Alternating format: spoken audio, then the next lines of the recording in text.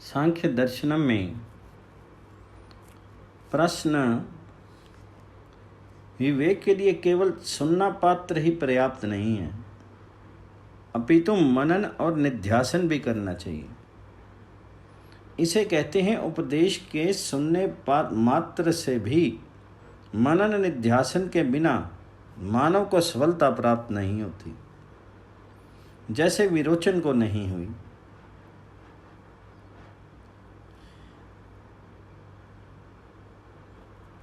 एक बार देवों की ओर से इंद्र और असुरों की ओर से विरोचन प्रजापति के पास आत्म विषयक ज्ञान प्राप्त करने के गए। उनको प्रजापति ने उपदेश दिया कि तुम सुंदर वस्त्र धारण करके अपने को जलपात्र से में देखो, तुमको जो अपना सुंदर रूप दिखे वही आत्मा है। विरोचन ने इसके बाद उपदेश से संतुष्ट होकर के असुरों को भी उसी अपने सुंदर शरीर को आत्मा मान करके पूजा करने का उपदेश किया। इसलिए आज तक असुर अपने शरीर की संतुष्टि में ही केवल धर्म समझते हैं, येन केन प्रकार से संसारिक पदार्थों के एकत्र करने में ही लगे रहते हैं। ऐसे मानव कभी भी आत्मा का ज्ञान नहीं कर सकते। इसका ये आशय है कि शरीरार्थ ही सारा समय नष्ट नहीं करना चाहिए। उक्त विषय में इंद्र ने क्या किया, इसे कहते हैं इंद्र और विरोचन में इंद्र का मनन निध्यासन देखा गया है, जिसके फलस्वरूप इंद्र को आत्मा का ज्ञान हो गया। क्योंकि इस उपरोक्त उदाहरण से इंद्र संतुष्ट नहीं हुआ। इस कारण पुनः आकर के प्रजापति ने पूछा, महाराज, ये तो जलपात्र में क्षीर ही दिखता है, आत्मा नहीं। इस जिज्ञासा भाव को जानकर प्रजापति ने उसके लिए वास्तविक रूप में आत्म तत्व समझाया, जिससे उसे आत्मबोध हो गया। इसलिए श्रवण के पश्चात उसके ऊपर गंभीरता से चिंतन मनन भी करना चाहिए। देव वही होते हैं जो क्षीर मात्र के पोषण आदि में ही सारा समय नष्ट नहीं करते हैं, अपितु इससे शुभ कर्म और प्रायासाएं संध्या भी करते हैं। प्रश्न, आत्मबोध के लिए और क्या करना चाहिए? इसे कहते हैं, जिस प्रकार इंद्र ने प्रजापति के पास बहुत काल तक रहकर आत्मज्ञान प्राप्त किया, इसी प्रकार परिणति आदि को करके बहुत काल के पश्चात सिद्धि अर्थात आत्मबोध रूप सफलता प्राप्त होती है। प्रणति का अर्थ नम्रता पूर्वक अति श्रद्धा से गुरु की शुश्रूषा करना।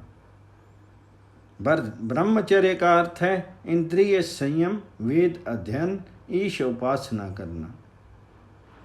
इन सब की विधि सीखने के लिए गुरु के पास जाना और बहुत काल तक रहना उपसर्पण कहलाता है। तब आत्मा का ज्ञान प्राप्त होता है। 2-4 दिन में और श्रद्धा रहित संयमहीन को योग विद्या नहीं आती। इसलिए आत्म तत्व के ज्ञाता को अवश्य गुरु बनावें। कुल गुरु भी होना चाहिए, जैसे विश्वामित्र दशरथ कुल के और वशिष्ठ पवन कुल के थे। प्रश्न,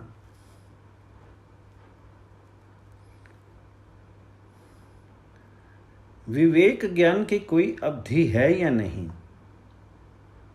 इसका उत्तर देते हैं, विवेक ज्ञान के लिए ये नहीं कहा जा सकता कि इतने दिन में अथवा इतने जन्मों में हो सकता है। जैसे वामदेव के विषय में सुना जाता है कि उसके पिछले जन्मों के शुभ कर्मों के कारण अल्पायु में ही तत्वबोध हो गया था। इसलिए ये विशेष समय और जन्मों में बांधा नहीं जा सकता। जब शुभ संस्कारों का उदय हो जाएगा तब ही आत्मज्ञान होगा, अन्यथा नहीं। प्रश्न, विवेक ज्ञान के लिए और क्या अपेक्षित है? इसका उत्तर देते हैं, जिस प्रकार यज्ञ प्रेमी जन यज्ञ करने के लिए घृत सामग्री आदि शाकल्य जुटाने में घोर परिश्रम और धन व्यय करके लौकिक सुख के साधनों अभ्युदय को प्राप्त होते हैं। इसी प्रकार आत्म जिज्ञासु भी सर्वप्रथम गुरु मुख से आत्म तत्व विषयक बहुत काल तक ज्ञान प्राप्त करें, फिर श्रवण के पश्चात एकांत शांत वायुमंडल में रह करके मनन निध्यासन करें, साथ साथ समाधि का भी अभ्यास करते रहें। फिर कुछ काल के अनंतर संप्रज्ञात समाधि अर्थात धारणा और ध्यान की अवस्था प्राप्त होगी। तदनंतर दीर्घ काल तक लगे रहने से यज्ञ उपासकों के समान घोर परिश्रम करने से असंप्रज्ञात समाधि को प्राप्ति होगी। यही अवस्था आत्म तत्व बोध की है। इसलिए आत्म तत्व बोध प्राप्त करना साधारण कार्य नहीं, बहु परिश्रम और निरंतर्य दीर्घ काल साध्य है। श्रवण के पश्चात उक्त क्रम से चलने वाला ही इस आत्म तत्व को प्राप्त करता है, अक्रम वाला नहीं। लोक में भी विधि और क्रम से किए जाने वाले कार्य ही आनंददायक होते हैं। विधि और क्रम से न करने वाला व्यक्ति दुख उठाता है और सफल मनोरथ भी नहीं हो पाता। प्रश्न, यज्ञ याग आदि शुभ कर्मों से अभ्युदय की प्राप्ति होती है और निश्रेयस के लिए यत्न करने की क्या आवश्यकता है? तो इसका उत्तर देते हैं।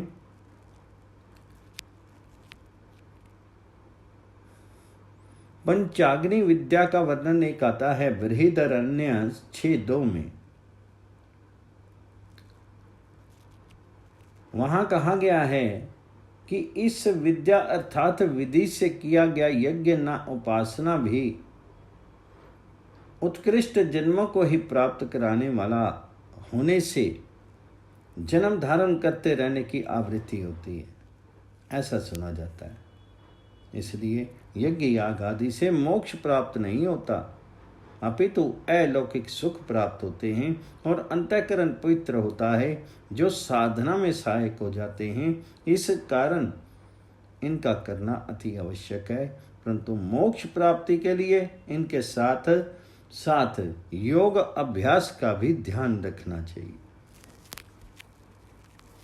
कुछ लोग पंचाग्नि से चारों दिशाओं में अग्नि जला करके ग्रीष्म काल में ऊपर से सूर्य रूप अग्नि का सेवन करना अर्थ करते हैं, जो सर्वथा ही शास्त्र और युक्ति विरुद्ध है। इसका अर्थ है पांचों ज्ञान इंद्रियों को वश में करके उपासना करना है, क्योंकि जैसे अग्नि सब को नष्ट कर देती है, वैसे ही इंद्रियों का दास भी किसी काम का नहीं रहता। इसलिए 5 इंद्रियों को पंचाग्नि कहा है, ना कि चारों ओर अग्नि जला करके शीर का और ईंधन का नाश करना। प्रश्न, मुमुक्षु का कर्तव्य बतलाते हैं। जिस तरह हंस जल मिश्रित दूध में से दूध को ग्रहण कर लेता है, पानी को छोड़ देता है, इसी तरह मुमुक्षु का भी कर्तव्य है कि हे हानम उपादे उपादानम, संसार में रहता हुआ जो अपने योग्य पदार्थ तत्व नहीं है, साधना में बाधक है, उनका परित्याग कर देवे और साधक तत्वों को ही ग्रहण करें, अन्यथा मोक्ष संभव नहीं। इसको इस प्रकार भी समझ सकते हैं कि विवेकी का इतना वैशिष्ट्य प्राप्त हो जाता है कि क्या त्यागने के योग्य है और क्या ग्रहण करने के, जो साधारण अवस्था वाले को इस विश्लेषण नहीं हो पाता। इसलिए वह इन विषयों के ही चक्कर में पड़ा रहता है, जिनके फलस्वरूप अध्यात्म मार्ग में विचलित हो जाता है और विवेकी मोक्ष प्राप्त कर लेता है। प्रश्न, विवेकी में उक्त प्रकार की योग्यता का कारण बतलाते हैं। हंस के समान नीर शीर की योग्यता विवेकी को समाधि द्वारा इस प्रकार की शक्ति प्राप्त हो जाती है जिससे वह त्याज्य और उपादेय का विश्लेषण करता हुआ बाधक तत्वों का त्याग कर देता है और साधकों को ग्रहण कर लेता है। बिना समाधि के इस प्रकार की अतिशय शक्ति, जिसको लोक में अलौकिक व अद्वितीय शक्ति कह देते हैं, प्राप्त नहीं होती। वैसे अलौकिक व अद्वितीय शब्द ईश्वर के लिए प्रयुक्त होते हैं, परंतु साधारण मानव की अपेक्षा से इन शब्दों का प्रयोग महान आत्मा के लिए भी प्रयुक्त कर दिया जाता है, अतिशय अर्थ की दृष्टि से। अच्छे महान पुरुषों के सानिध्य से ही महानता प्राप्त होती है। जैसे लोकोकित है, जैसी संगत तैसी रंगत, इसलिए विवेकी की संगति से भी विवेक शक्ति प्राप्त हो जाती। प्रश्न, मुमुक्षु और रागी में क्या अंतर होता है? इसे कहते हैं शुक तोता पक्षी के समान कामी होते हैं। इनको विवेकी के संग से भी विशेष लाभ नहीं होता। इनकी आत्मबोधार्थ विषयों का त्याग करना प्रथम कार्य है। दूसरा अर्थ यह भी हो सकता है कि राग मोह के कारण जिनकी आत्मशक्ति दब चुकी है, ऐसे साधारण संसारिक पुरुषों के पास विवेकी को अधिक संबंध नहीं रखना चाहिए, क्योंकि इससे साधना में बाधा आती है। इसलिए मुमुक्षु को एकांत निवास करने को कहा है, जिससे आने जाने व भक्तों के साथ रहने में बाधा की बात पूर्व के आए हैं, उन नियमों का पालन करना ही धर्म है। प्रश्न, राग आदि विषय बंधन के हेतु कैसे होते हैं? इसमें दृष्टांत देते हैं। राग आदि विषयों के संबंध से बंधन हो जाता है। जैसे रस्सी से तोते का पिंजरे में बंद कर दिया जाता है, इसलिए योगी का संसारिक व्यक्तियों से विरक्त रहना ही उचित है और मोह राग आदि विषयों का परित्याग करना ही आत्मज्ञान का साधन है। प्रश्न, भोग योग में कैसे बाधक होते हैं? इसका उदाहरण पूर्वक स्पष्टीकरण करते हैं। भोगों के भोगने से इच्छा व तृष्णा की पूर्ति कभी नहीं होती। शास्त्रों में सौभरी नामक मुनि का दृष्टांत आता है। वे कहते हैं, संसार में रहते हुए जीवन पर्यंत विषयों का यदि भोग किया जाए तो भी उससे विरक्ति नहीं होती और विषय के मन में कभी आत्मचिंता के भाव भी उद्भव नहीं हो सकते। ऐसा मेरा सुनिश्चित मत व अनुभव है। इसी प्रकार ययाति राजा के विषय में विष्णु पुराण 4, 10, 24, 28 में कथा आती है।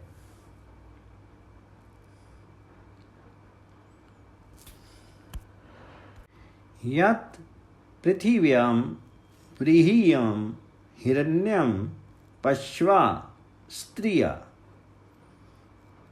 एकस्यापि न पर्याप्तं तस्मात् तृष्णां परित्यजेत इत्यादि। अर्थात मानव की तृष्णा कभी पूरी नहीं हो सकती, चाहे उसे तीनों लोकों का राज्य भी मिल जाए। पृथ्वी लोक की तो बात ही क्या है। मनु महाराज ने भी कहा है, विषयों के भोग से वैसे ही अधिक से अधिक काम वासनाएं बढ़ती हैं, जैसे घृत से हवन अग्नि दुगनी बढ़ती है। इसलिए मनुष्य को विषयों से हट करके अध्यात्म मार्ग का अवलंबन करना चाहिए, जिससे अमूल्य मानव जीवन सफल हो सके। प्रश्न, आप विषयों से विरक्ति का उपाय कथन करते हैं। आत्मा और प्रकृति से निर्मित सांसारिक विषयों दोषों का ज्ञान होने से वैराग्य की भावना जागृत हो जाती है। जब ये ज्ञान हो जाए कि मैं आत्मा हूँ, शुद्ध पवित्र हूँ, इस जड़ पदार्थ के संग से मुझ में भी जड़ता आएगी, अर्थात मूर्ख कहलाऊंगा। इसलिए मुझे प्रकृति के मोह में नहीं पड़ना चाहिए। दूसरे, प्रकृति के दोष व संग से मैं सदा ही जन्म मरण रूप महादुखों में ही पड़ा रहूंगा। क्यों ना उस तत्व को प्राप्त किया जाए जिससे ये सारा बंधन कट जाए। इससे भी वैराग्य के बीज आरोपण होते हैं। प्रश्न, ये सब कुछ जानने पर भी संसारिक विषय भोगों में दुख ही दुख है, फिर भी सदुपदेश के प्रति रुचि क्यों नहीं होती, इसका उत्तर देते हैं। विषय भोगों से जिसका मन मलिन हो गया है, उसके अंदर सद उपदेश रूप बीज उत्पन्न नहीं करता, अर्थात उसे अच्छा नहीं लगता। जैसे अजवत अर्थात अज राजा को स्वभार्या के वियोग के कष्ट को दूर करने में गुरुओं का उपदेश भी कारगर नहीं हो सका। अंत में वे उसी वियोग में मर गए। इसलिए शास्त्र में कहा है कि विषयी व्यक्ति के मन में ज्ञान उपदेश नहीं लगता। जैसे हम कई बार शराबी, कबाबी व धूम्रपान करने वालों को कहते हैं, अरे भाई इनसे बचो, क्यों अपने धन को नष्ट करते हो।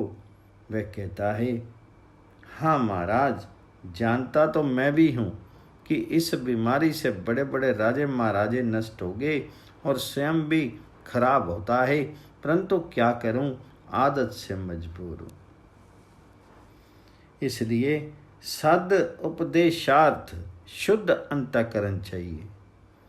जैसे शुद्ध श्वेत वस्त्र पर ही रंग चढ़ता है, काले कंबल व मलिन वस्त्र पर नहीं चढ़ पाता। प्रश्न, उक्त विषय में दृष्टांत देते हैं। जिस प्रकार मलिन शीशे में आकृति सुंदरता से नहीं दिखती, इसी प्रकार विषयों का आभास मात्र होने पर भी मन मलिन हो जाता है, फिर भी सदुपदेश अंकुरित नहीं होता। एक होता है विषयों का सेवन करना और एक होता है सुंदर वस्तु को देखने मात्र से मन में उसके प्रति की प्राप्ति की इच्छा जागृत हो जाना। इसे ही आभास मात्र कहते हैं। ऐसे व्यक्ति का मन भी आसक्ति के कारण गुरु उपदेश को ग्रहण नहीं कर पाता है। प्रश्न,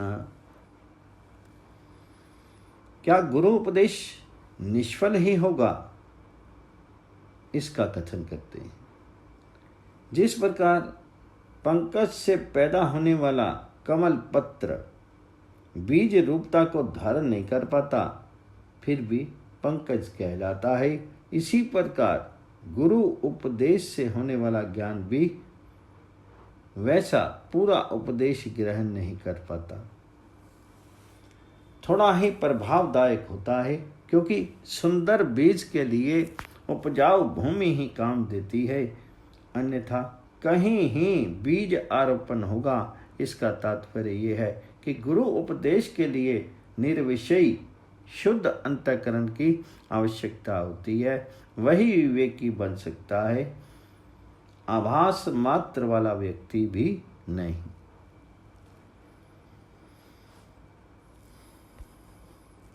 प्रश्न, अब अंतिम सूत्र में अनिमा आदि सिद्धियों की विवेक में बाधकता कथन करते हैं।